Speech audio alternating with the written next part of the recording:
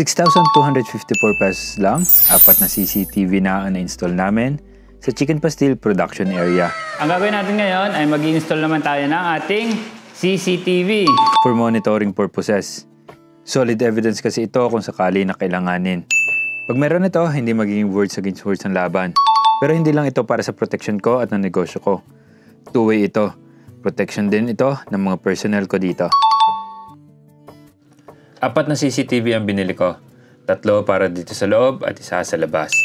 Para sa indoor, tapos si 200 ulit ang binili ko kasi subok ko na talaga ito. Mahigit 1 year ko nang gamit ang 3 unit sa loob ng bahay namin. Hindi ko na kinuha ang gamit namin sa loob ng bahay. Bumili na lang ako ng bago para dito sa production area. 3 unit ulit ang binili ko at may kasamang 125GB na memory card each yan. Para dito sa loob, ang 3 na si 200. 360-degree tilt kasi ang nagagawa nito, kaya ayos na ayos for monitoring. Pumapatak na 1,427 pesos each lang. Kasama na ang shipping niyan ha, kasi maraming discounts. Murang-mura, di ba? Sa box niya, kasama ang Torx and screw, mount, power adapter, at unit mismo ng Tapo C200. At ang outdoor naman natin, TC65. Ito kasi ay weatherproof kaya maganda ito pang outdoor. Ang bili ko dito kasama ang shipping, discount, and 125GB memory card ay 1,973 pesos lang. Not bad. Kaya total na nagastos para sa CCTV natin, 6,254 pesos lang. Not bad. May two-way communication ito ha. Real time nila ako maririnig at maririnig ko rin sila. Bago natin i-mount ito, kailangan munang ilagay ang mga memory card. Ang sa C200 nasa ilalim lang ng mismong camera. Pero ang TC65 may screw ito na kailangan tanggalin kasi nga pang outdoor. Habang ginagawa ko ito, nagbubutas na para sa mount. Nagbalagay kasi ako ng pagmamountan natin ng mga bakal. Sinet up ko rin muna sa phone ko ang mga camera. In-ensure na gumagana ito na maayos at nagko-connect sa app. Dito kasi sa app, nala-live view at nare-rewind itong kuha ng camera. Kaya dapat connected ang camera at phone at the same Wi-Fi pag nagsiset up. Maraming nagtatanong kung ma-access ba kahit nasa abroad. Ang gawin po ninyo, ipa-set up sa nasa Pilipinas at may physical access sa camera. Then, ibigay na lang sa nasa abroad ang email at password ng Tapo account once done. And done. Ganun ka-basic. Marami rin tutorial sa YouTube na installation nito at actually, very user-friendly ang app na to. Okay, so meron tayong 4 na CCTV dito. Isang outdoor, 3 indoor na siya ay kaya kong kontrolin dito sa aking cellphone at ma-view. Yan. Tulad dito, mag-example ako. Ito. Sasalita ko dito. Check, check, check. Di ba? Tapos maririnig ko rin. Yun na dito. Yun na. And all done, pati ang mga mount. I-install na lang natin ito.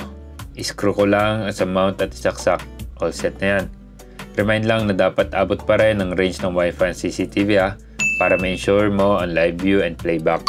So sa installation, dapat ang combined view ng lahat ng CCTV ay walang blind spot dito sa loob. Yun ang goal.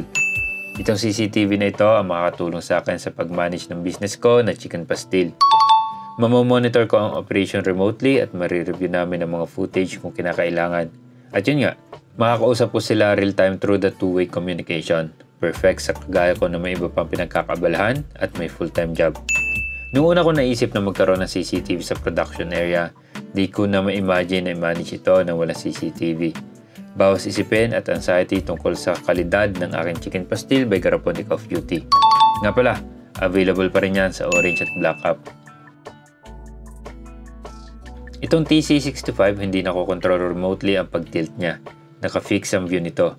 Kaya kailangan mo talagang templahin ang view nito. Nabanggit ko na ba na may night vision ito? Ito sa C200, buhay ang ilaw, then papatayin ko ang ilaw.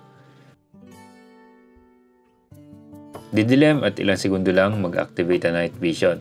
Tingnan nyo kalinaw kahit completely walang ilaw. Kahit butike natatawid dyan, makikita. Ito naman ang TC65. Completely walang light din ito sa labas. At ito naman ang itsura sa night vision ng naglalakad ng mga tao. Pinakamalupit, pag may gumagalaw, either motion at lalo na ang tao, may notification ito sa cellphone ko. Talagang mamamonitor ko ang operation. Para sa may trip, ilalagay ko ang link sa comment ng Tapo C200, TC65, and syempre ang Chicken Pastil by Garaponic of Beauty. Yan, meron na tayo CCTV dito. Kahit madilim dito. dito, kitang-kita, siyempre, lahat ng tulog, kita-kita, tapos si 200 at tapos sa pang-outdoor natin sa labas, siyempre. So yan, malapit natin magamit itong ating chicken basil production area. Yun lang, maraming salamat. Subscribe!